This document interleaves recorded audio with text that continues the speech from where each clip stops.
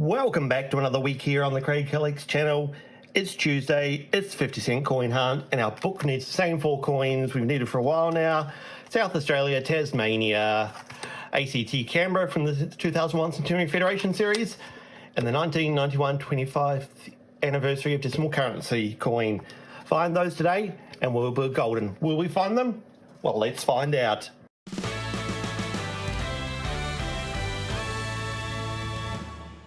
All right, we've got 10 rolls of coins. Some of them have the orange prosecutor. Some of them are unbranded. Will they contain the coins we need? There's just one way to find out. Let's get into it.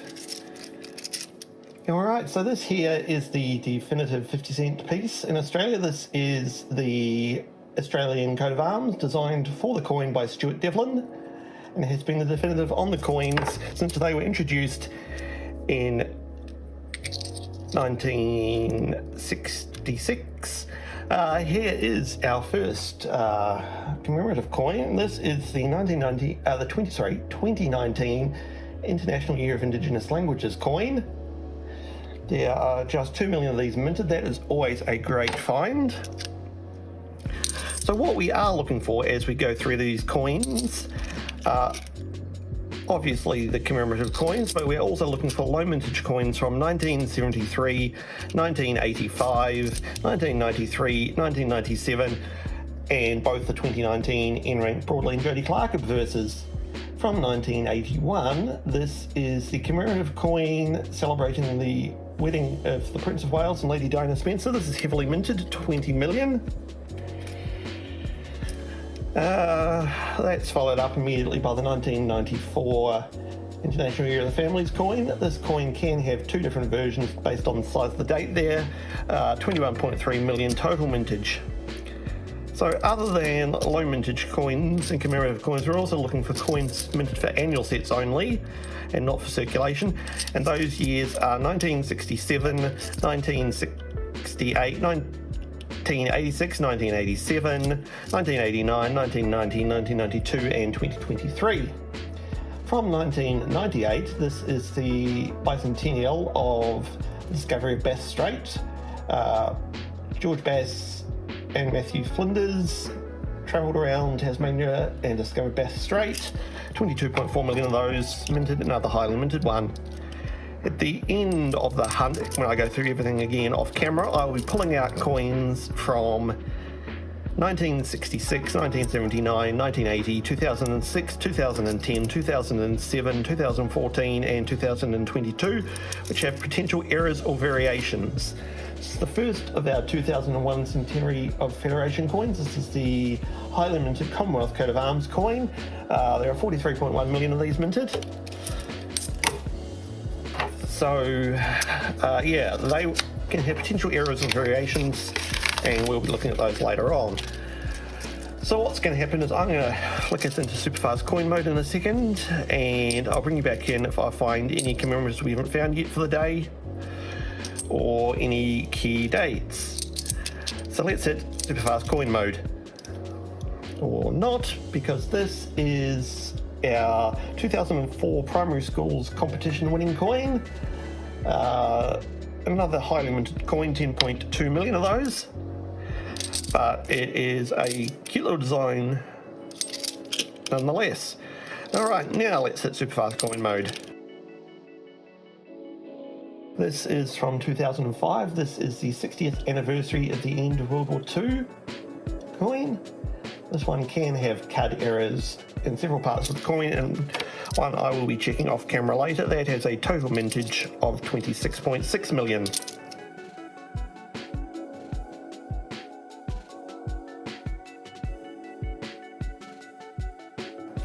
This is from 2000 and is the Millennium Year coin. This coin can have an incused flag error. This one does not. The inner part of the St George cross there can be incused. 16.6 million of these were minted. It's followed up by the 1982 Brisbane Commonwealth Games coin. This is Australia's highest minted commemorative coin of any denomination, with 49.6 million mintage. That one's actually not in bad condition. For the first time this hunt, we are seeing the 2005 secondary schools competition winning design for the 2006 Melbourne Commonwealth Games. So this one is another highly minted one, 20.5 million there. And this is from 2014. This is the 50th anniversary of IATIS, the Australian Institute of Aboriginal and Torres Strait Islander Studies. That one has a 3 million mintage.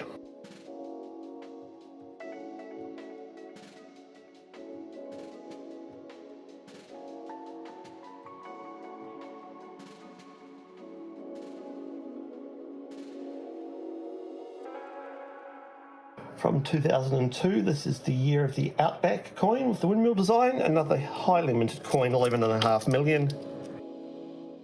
This is from 1995, the 50th anniversary at the end of World War II. This time this is the Wary Dunlop coin, 15.9 million mintage that year.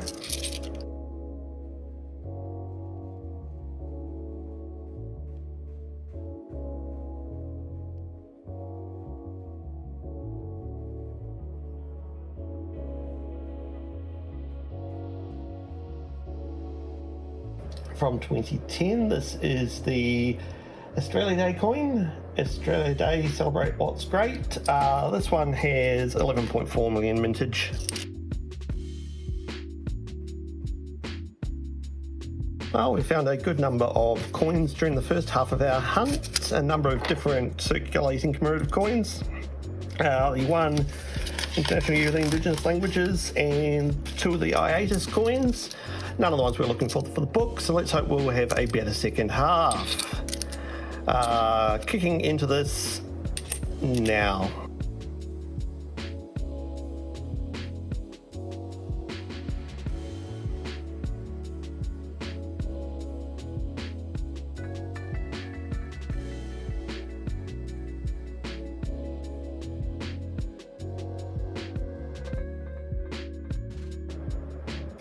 Another Millennium Year coin here, again not infused.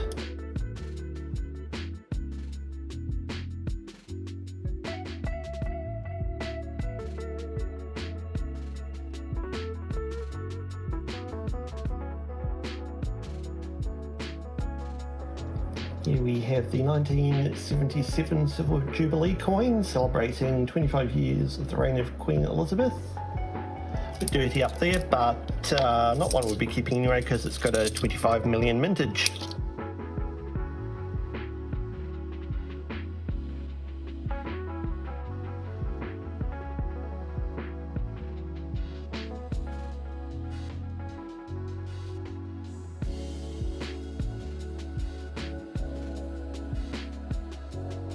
Well, this brings us on to the last roll of the hunt. We have found, well, nothing in the second half so far, so we're going to manifest some last roll luck here, hoping for something great.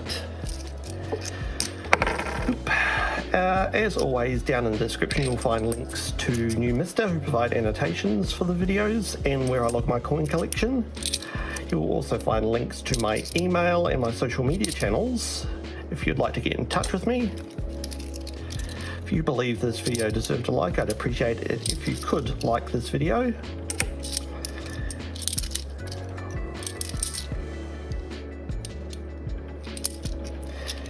Here is the 2017 Mabo coin, celebrating 25 years of the Mabo decision, 50 years of the referendum. This was a hard to find coin, and suddenly we found 4 in the last 3 weeks. If you haven't yet, I'd appreciate it if you could pop down and hit that subscribe button so we can grow this channel. I'm going to jump off camera now and go through everything again, check if I've missed any key dates or anything else, and I'll be back to show you what we got to. Okay, we are back. Couple of things to show you from the off-camera hunt. No key dates. But I've got this, and this is when I say there's variation in a narrow and a wide date in the 1994 International Year of the Families coin. This is what I mean. see here we've got the ones lined up, and the bottom date is much wider than the top date. And it's the gap between the 9s and the 9 and the 4 which do it. As I say, it doesn't add much value to the coin, but it's nice to have both of them to make your set complete. The other thing we found was this 2001 coin, which is a Centennial Federation. You can see a little bit of doubling there at the top of the hair on Queen's head. They're not much until you get around to this side, and you can see very clearly there on all of those numbers that they are double stamped.